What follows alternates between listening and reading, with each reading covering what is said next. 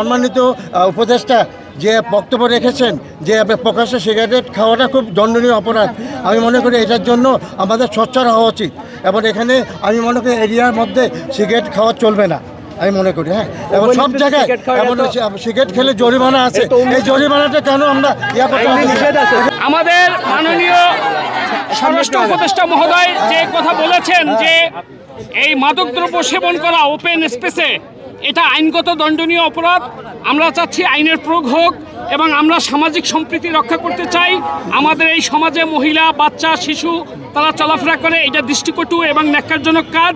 এই ঘটনার পরে প্রশাসন তৎপর এখানে এখন সিগারেট খাওয়া হয় না। প্রশাসনকে আমরা ধন্যবাদ জানাই, তারা তাৎক্ষণিকভাবে এখানে এখন কেউ সিগারেট খায় না। যদি খায় আবার আমরা এখানে বা থাকি স্থানীয়, আমরা এটার প্রতিবাদ আবার করবো, দরকার হলে থানায় আবার জানাবো, প্রশাসনকে আবার আমরা বলবো। এটা কি শুধু ছেলেদের, পুরুষের ব্যাপারে না নারী পুরুষ না, এটা নারী পুরুষ দুটোটাই। কিন্তু পুরুষরা তো জানে সিগারেট প্যাকেটে লেখা আছে ধূমপান মৃত্যুর কারণ। এখন আমি যদি জানি যে এটা খাইলে মৃত্যু হইব, তারপর আমি খাই, এটা তো আমার অপরাধ। এখন এটা কেউর খাওয়াই উচিত না, মেয়েগো তো উচিতই না।